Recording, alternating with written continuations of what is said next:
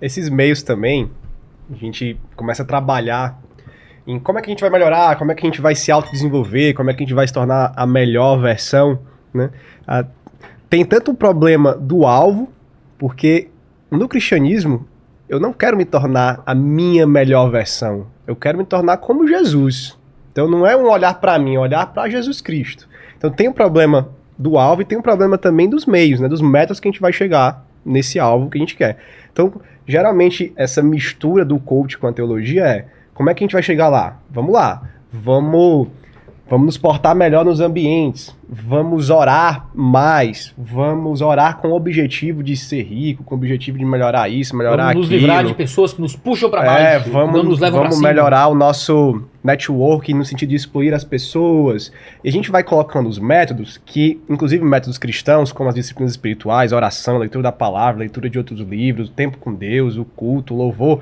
A gente vai direcionando essas coisas para que essas coisas sirvam aos desejos do nosso coração e sirvam a um propósito de riqueza, de saúde mental, que são propósitos bons? São, mas a gente acaba levando as disciplinas espirituais para esse caminho e esquecendo que elas são para coisas maiores. E a gente acaba entendendo agora o cristianismo como essa religião ou esse propósito de vida mais terapêutico, mais empresarial, mais de desenvolvimento pessoal, e esquece o chamado mais radical do discipulado, do viver para Jesus, do viver para a glória de Deus. Então, toda essa cultura coaching que vai se juntando, ela vai meio que trocando ali os desejos do nosso coração, os nossos hábitos cristãos, né, para serem hábitos mais voltados aos objetivos do coaching do que ao cristianismo, do que a Bíblia diz, né? Então a gente tem tanto o problema lá do alvo, quanto dos meios, né? Se você pegar o livro de Provérbios, que os coaches gostam muito, né? Se prega muito em Provérbios, né?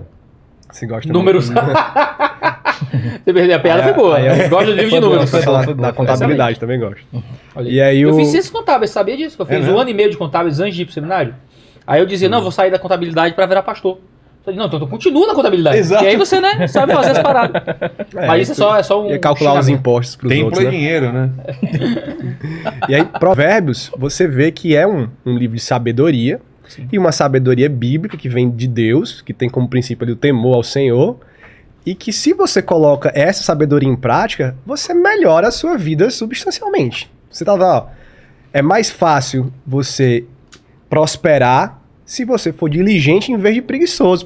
Provavelmente preguiçoso vai passar fome, que é o todo preguiçoso passa fome? Não, às vezes o cara é preguiçoso, tem uma herança, tem um pai, sei lá, que sustenta, enfim, ganhou na Mega Sena, mas o normal da vida, o caminho da vida é o preguiçoso, ele vai ter mais dificuldade de sobreviver, né, e ele vai dar, ó, não vive, meu filho, não viva com as prostitutas, isso não é bom, você vai perder tudo da sua vida nisso daí, nesse caminho de loucura, de sexo, de, sei lá, ouviu, de drogas.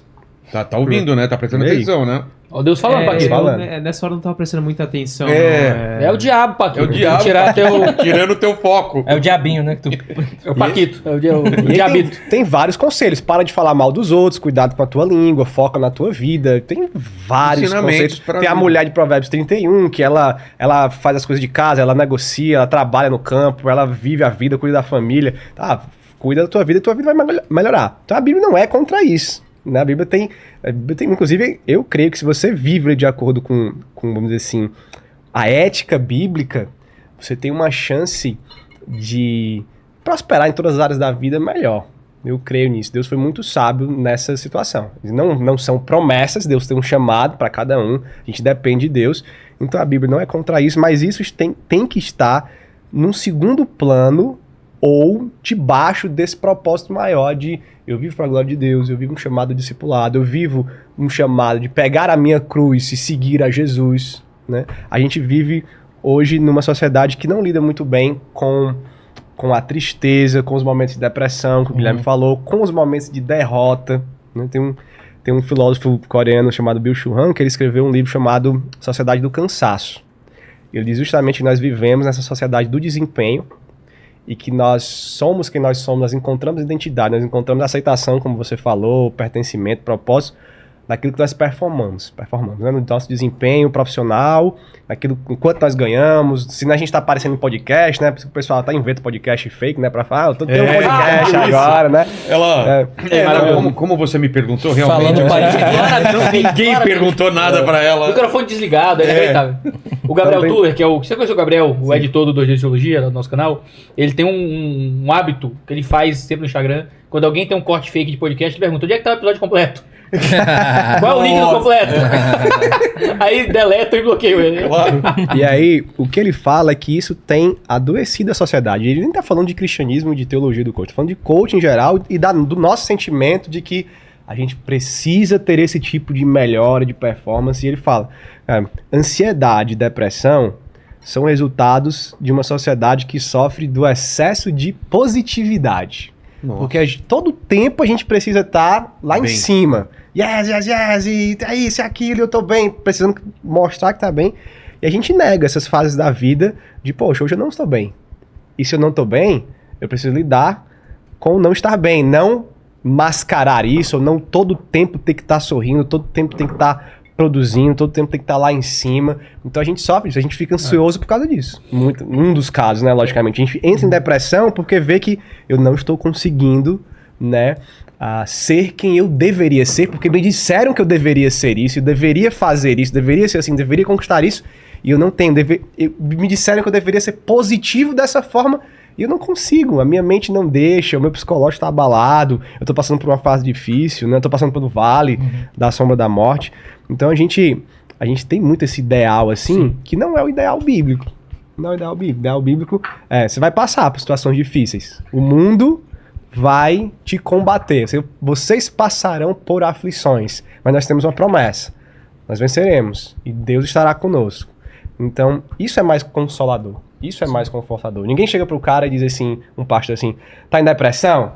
Sai daí, cara, porque isso aí é falta de fé. Tu não deveria estar em depressão. Ninguém passa por isso e crê em Deus. Não, o cara diz, tá em depressão, tá em ansiedade? Vamos tratar da maneira correta, mas crê lá no fundo que Deus está passando, né, com você por esse momento.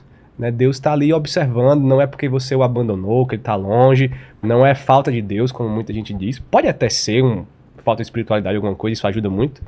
Né? Mas a gente tem que olhar melhor, tanto no coaching em geral, como dentro da igreja, para essas fases que a gente passa difíceis na vida e que nem tudo é positivo na vida, né? Porque a gente precisa aprender a passar pelas coisas negativas. Parece que o cristianismo é uma religião de derrotados também.